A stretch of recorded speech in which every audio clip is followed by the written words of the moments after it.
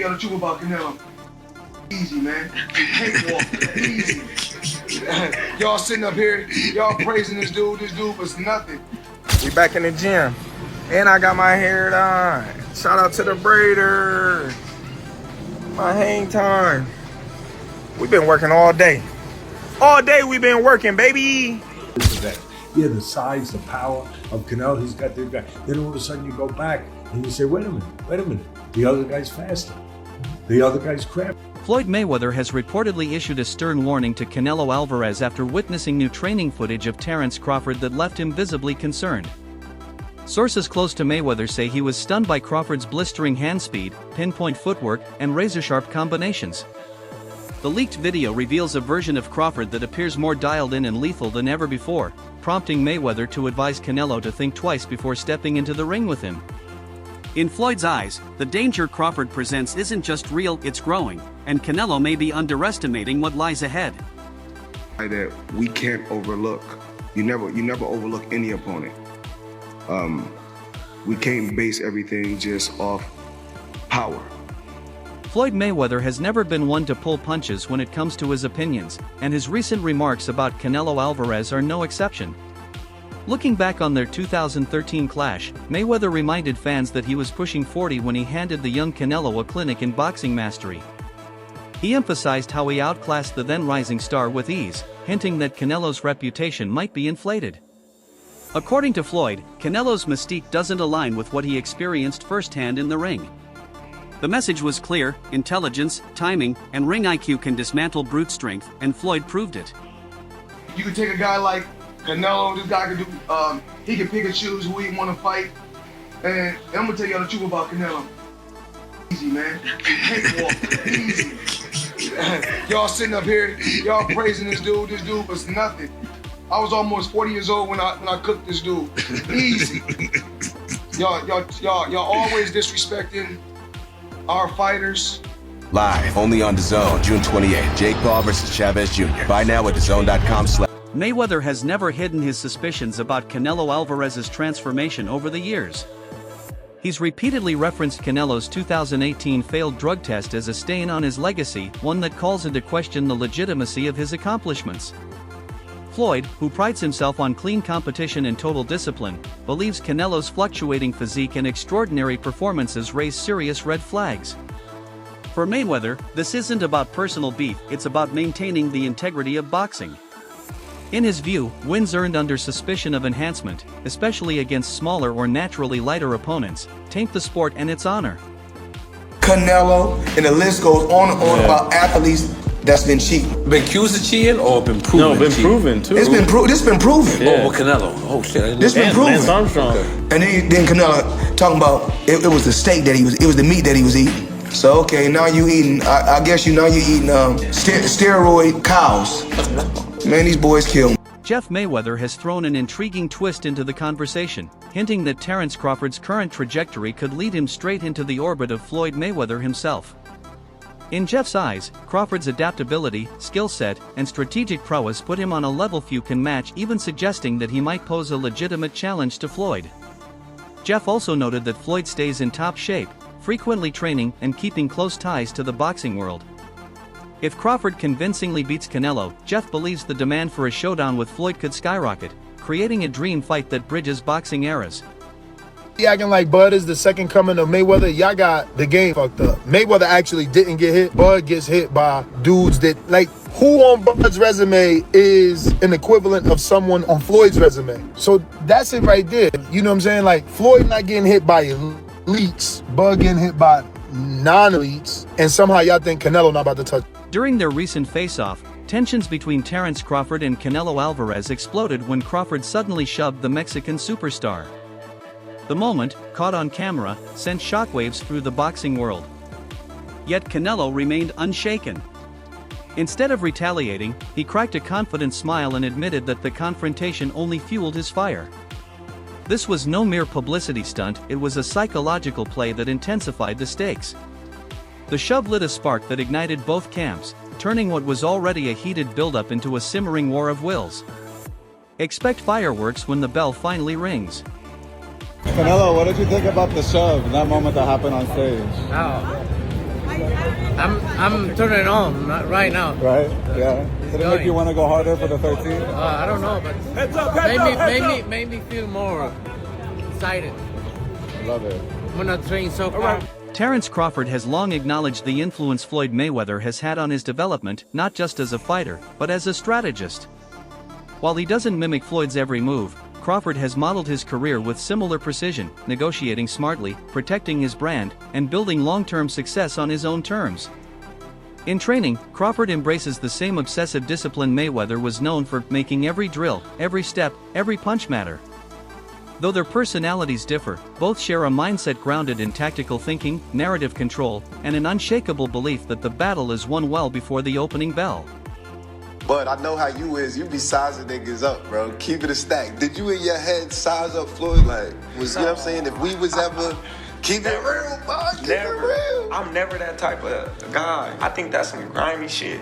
I always been happy for him, been a fan of his, and I never imagined us fighting. Yeah. I never looked at him like, man, I know I'll be this. But you capping, bro. I never thought like fantasy fight me versus Floyd, nah. Never. I never just was with a person and looked at him like, man, I'll be this. Never. That's some hate type shit to me. Like plotting. I ain't never been that type of person ever. When Mayweather speaks about game plans, he speaks from unmatched experience. His victory over Canelo remains one of the most intelligent displays of defensive mastery and ring control in modern boxing. His advice to Crawford is as direct as it is strategic: don't trade power shots, disrupt Canelo's rhythm. Break his confidence through constant movement, timing, and anticipation. Crawford, known for his adaptability and ring awareness, may be the perfect fighter to implement this blueprint. Floyd doesn't believe the bout will be won by brute force, it'll be won by who can outthink, outmaneuver, and outclass the other when the pressure peaks. Terence Crawford jumping up from 154 to 168 and beating this quote-unquote version of Canelo Alvarez would diminish the accomplishment that Floyd Mayweather accomplished beating his version of Canelo Alvarez. Is it two different versions of Canelo Alvarez? And obviously, Canelo Alvarez is 62 wins, 2 losses, 2 draws, 39 big wins by way of knockout. He's a first ballot Hall of Famer. He is obviously bigger. When Floyd fought him, it was at 152 catch weight, but it had no rehydration clause. So you might as well just say it was at 154. Now, two things they have in common is that Floyd Mayweather was 36, 37 years of age. Terence Crawford is 36, 37 years of age, going on 38. So he'll be 38 when he fights Canelo Alvarez. Floyd had already had 2 fights at 154. He had the fight with Miguel Cotto and he had the fight with Oscar De La Hoya, right? Kell Brook's perspective carries the weight of lived experience. Having gone toe-to-toe with both the thunderous force of Gennady Golovkin and the slick precision of Terence Crawford, Brook offers a unique vantage point. He believes facing Canelo Alvarez demands more than just talent, it requires a rare combination of agility, fight IQ, and unbreakable will. According to Brook, Crawford cannot rely on his typical rhythm or calculated timing. Instead, he must stay several steps ahead, anticipating Canelo's aggressive surges and expertly diffusing them. Brook stressed that this isn't just a test of physical skill, it's a mental war that will evolve round by round, requiring Crawford to make split-second strategic decisions under relentless pressure. You know, it's a wow fight, you know what I mean? It's two supreme athletes fighting against each other, but you've got to sway towards Canelo. Crawford's gonna have to, move up, and I knew when I boxed Golovkin, there's a big difference, especially with someone that, fighting a middleweight, a mediocre world champions, it's okay. But when you're fighting someone like, Canelo or Golovkin, it's a different kettle of fish, I have to lean towards Canelo, but You know, Crawford's very, very, very good. You think Crawford's still got the legs? Obviously, he's very much got great IQ in the ring, but he's very much a good mover as well. Do you feel like he's still got the legs to be maybe out-moving Canelo if he needs to? Well, I don't know. You know, I think when we look back at Mayweather when he beat Canelo, he's a mover. Crawford's not really like Mayweather in that aspect. He's more. You know, he kind of sets his feet. He's cute with how he approaches chucking shots and moving. You know what I mean? I think it's a different fight to Mayweather, and Canelo's obviously a different fighter from when he boxed Mayweather. But like I say, it's one of them what we've got to tune into and watch. You know, both unbelievable fighters, but I'd have to favour Canelo. Just his size and his experience and just his ring general. Among both devoted fans and respected boxing insiders, a consensus is forming. Terence Crawford may be the most dangerous opponent Canelo Alvarez has faced in recent memory. This belief isn't built on social media buzz, it's grounded in years of dominance, high-stakes victories, and Crawford's ability to seamlessly switch strategies in the heat of battle. With the skill to fight from both orthodox and southpaw stances, control pace, and read his opponent like a book, Crawford brings an unpredictability that makes this matchup especially electrifying. It's more than a clash of champions, it's a chess match between two of the sport's most cerebral technicians. For casual viewers and hardcore boxing purists alike, this is the kind of fight that reignites passion for the sport. I'm gonna be real with y'all. Terence Crawford is top 5. Top 5, I'll die on that hill. He's my top. He might be top 3. He might be top 3. I just gotta see what's up. But I'm gonna be real. This Canelo might be the most fucking locked in Canelo I've ever seen in my life. My boy Canelo is too fucking locked. He's not even speaking Spanish no more. He's speaking fluid ass English. He's not even Spanish no more. Oh boy said, how will this affect the Canelo legacy if Terence Crawford beats you? He's not going to beat me. No, he's not going to beat me. But this will go down in boxing history. But he beat me. He's not beating me. No, you're not different. No, you're no different than no Spanish. Canelo's locked in. Yo, I'm telling you, this is that fight where I feel a little bit scared for my favorite. Crawford's camp is fully aware that they can't simply mimic what other fighters have attempted against Canelo. Their strategy is tailor-made, constructed from the ground up to dismantle a fighter of Canelo's caliber. Crawford's signature traits, his composure, his pinpoint accuracy, and his ability to switch stances fluidly within a round are all part of a larger plan. Against a seasoned veteran like Canelo, who thrives when dictating pace and pressure, Crawford will need to break that rhythm. That means injecting chaos at just the right moments, resetting exchanges, creating uncomfortable angles, and forcing Canelo to fight off script. Crawford isn't aiming to just win on points, he's planning to disrupt the very foundation of Canelo's style. How is Terence Crawford going to beat Canelo Alvarez? We need to talk about it. When we look at the guys who've had success with Canelo, we'll look at Bivol, we'll look at Golovkin, we'll look at Floyd, and we'll look at Lara. Yes, I'll throw Lara in there, why not? I think all these fights are absolutely irrelevant coming into this bout. Some of them are just dated, or some of these guys' style just cannot apply. For example, a guy in Lara. If Crawford wanted to fight how Lara fought Canelo, he would probably gas out in 7 rounds, or if he made it 12, he just wouldn't get that decision. It's that simple. Let's take a guy in Golovkin. Crawford just simply does not have the punching power, nor do I think he has the gas tank at 68. He's not a good enough puncher to try to fight Canelo like Golovkin. He doesn't have the physical traits even in the chin department. Then you have Floyd Mayweather. While both can have a bit of similarities, the speed, reflexes, technical prowess, IQ, timing, counter-punching, lateral movement, it's just too much from Floyd. I don't think Bud could take much from Floyd's game plan to implement it into his own success in September. And then you have Dimitri. The speed, the technical prowess, the IQ, the length is too much.